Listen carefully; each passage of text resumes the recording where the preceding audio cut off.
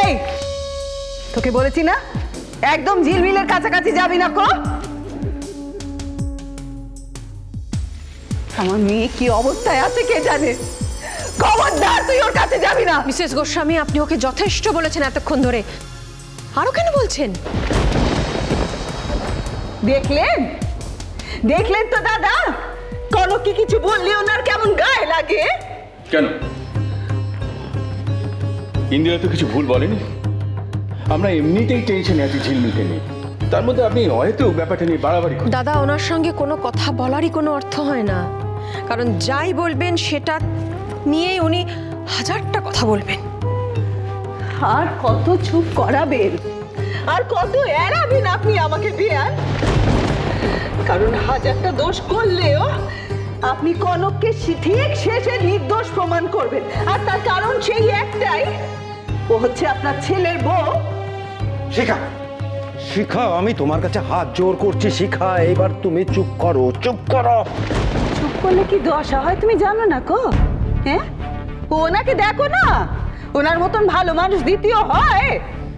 এত কিছু সংসারে ঘটে যাওয়ার পর, এত বছরের পর চুপ করে আছেন বলেই তো ওনার এই দশা। আমি আপনার সঙ্গে আর একটা কথাও বলতে চাইছি না মিসেস গোস্বামী, কিন্তু আপনি জানেন কেন কনক আর সাত্তকী বেড়াতে যেতে পেরেছিল, গাড়ি পেয়েছিল গিফটে, আর অভ্র আর ঝিলমিল পায়নি? অ্যানিভার্সারির দিন ঝিলমিলের কনকের প্রতি খারাপ ব্যবহারের শাস্তি স্বরূপ। আপনি সবসময় সমান সমানের কথা বলেন না বিয়ান, তাইলে এটা কি ধরনের শাস্তি? একজনকে দিয়ে আর একজনকে না দেয়া। শাস্তি মানে তো শিক্ষা দেয়া। আপনি মা হয়ে এটা কি ধরনের শিক্ষা দিচ্ছেন বিয়ান?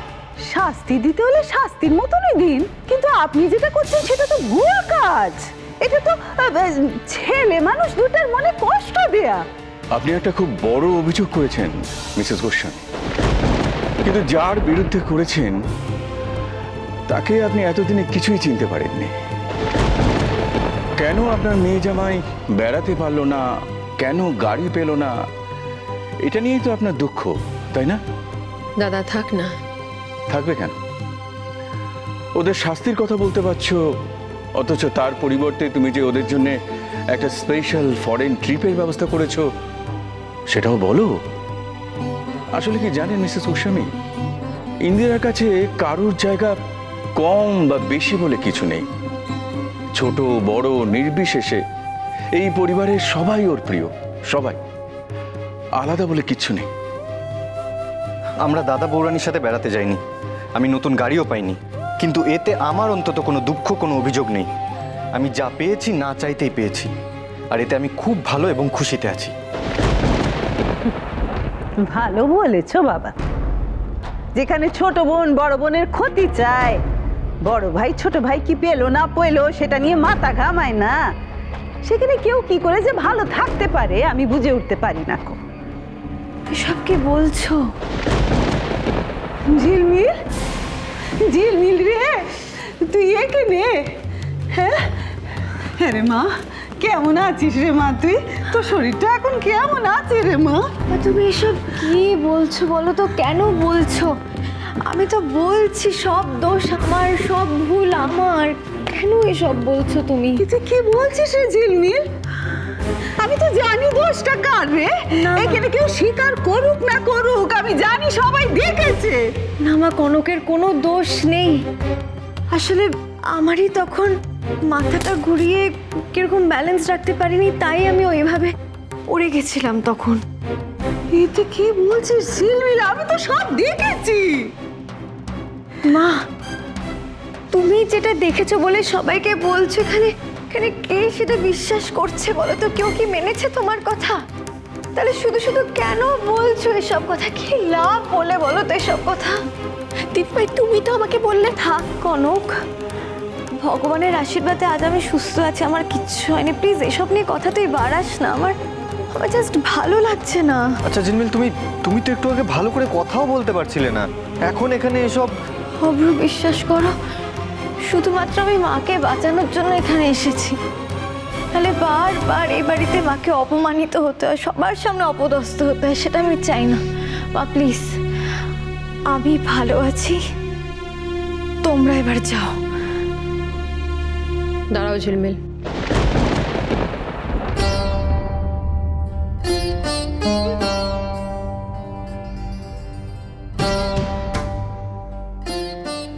কনক তোমাকে আগুনে ধাক্কা মেরে ফেলে দিয়েছে।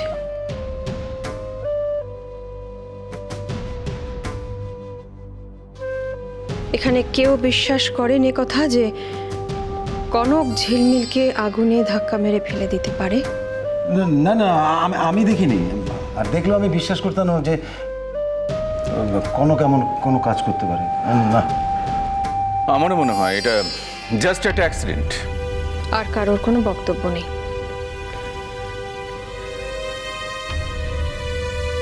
ঝিলমিল তো যা বলার বলেই দিয়েছে।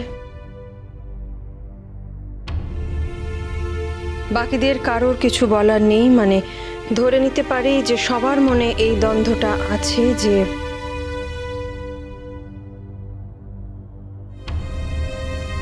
এরকম একটা কাজ কনক করতে পারে। আর এরকম একটা মারাত্মক কাজ যদি ও সত্যি করে থাকে তাহলে তার উপযুক্ত শাস্তিও পাবে। এই দায়িত্বটা সম্পূর্ণ ঝিলমিলের। ঝিলমিল তোমাকে যে শাস্তি দেবে তোমায় সেটাই মাথা পেতে নিতে হবে কনক। এটা কিরকম ডিসিশন হচ্ছে ছোট মা? আমি আমি আলাদা করে কনকের সাথে কথা বলবো, তারপর এটা নিয়ে অনেক কথা হয়ে গেছে সাত্তকী। এবারে যা বলবে ঝিলমিল বলবে। বলো ঝিলমিল। ছোট মা, বলছিলাম যে কনক আমার ছোট বোন হতে পারে, কিন্তু সম্পর্কেও আমার বড় যা। তাই আমি ওকে কোনো শাস্তি দিতে পারবো না এবং আমি শাস্তি দিতে চাইও না। এই বাড়িতে দোষীর শাস্তি সবসময় হয়েছে ঝিলমিল। অন্যায় করে কেউ পার পায়নি, তাই এবারও সেটা হবে না। এখানে অনেকেই বিশ্বাস করে যে কনক তোমাকে ধাক্কা দিয়েছে, তাই তোমার যা শাস্তি দেবার তুমি দাও। মা, আমি তোমাকে আবারও বলছি, আমি তোমাকে ছুঁয়ে বলতে পারি আমি কিচ্ছু করিনি। আমি তো শুধু দিদিভাইয়ের পিঠে আলতো করে টোকা দিয়েছিস, তাই তো? শুনলেন তো সবাই, শুনলেন? তার মানেও নিজের মুখে স্বীকার করছে যে ঝিলমিলকে ওই আগুনে ধাক্কা দিয়েছিল। আশা করি তোমার আর কিচ্ছু বলার নেই কনক। এবারে তাহলে আমি বলি। কনক, তুমি এখানের অনেকেরই বিশ্বাস হারিয়েছ, আর তাই আজকে থেকে কারোর কোনো কাজ করবে না। একটা ঘরে একা থাকবে, রান্নাঘর আর ঠাকুর ঘরের কোনো কাজে হাত দেবে। মা, যে কথাগুলো বললাম মাথায় রেখো। মা, আমি তোমার কাছে হাত জোড় করে বলছি, আমাকে এক করে দিও না। আমি তোমাদের ছেড়ে কাজ ছেড়ে কি করে থাকবো? কেন রে? ঝিলমিলের সেবা করবি? তাতেই তো পাপ ক্ষয় হবে রে তোর। মা, তুমি আমাকে যা বলবে আমি তাই করব, কিন্তু তুমি এত বড় শাস্তি আমাকে দিও না। মা, এত বড় শাস্তি দিও না তুমি আমাকে। ছোট মা, আমার আমার আমার কিছু বলার আছে তোমাকে। এখানে অরূপ আছে, অরূপের সামনে কনক কিভাবে, প্লিজ কিছু বলো না। যা ঘটেছে তা সবার সামনে ঘটেছে সাত্তকী।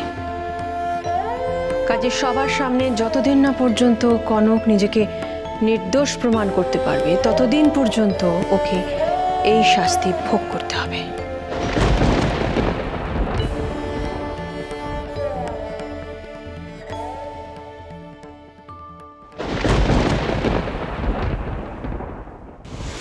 এই জীবনে তুই কোনোদিনই কিচ্ছু প্রমাণ করতে পারবি না কনক। খালি আমার সেবাই করতে হবে তোকে এখন। এবার দেখ এবারের রানী আসলে কি।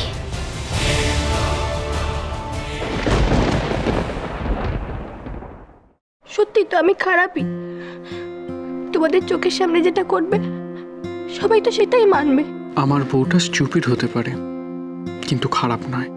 আমি বিশ্বাস করি তুমি তুমি নিজের ক্ষতি করে অন্যের ভালো করতে পারো, কিন্তু অন্যকে কখনো বিপদে ফেলবে না।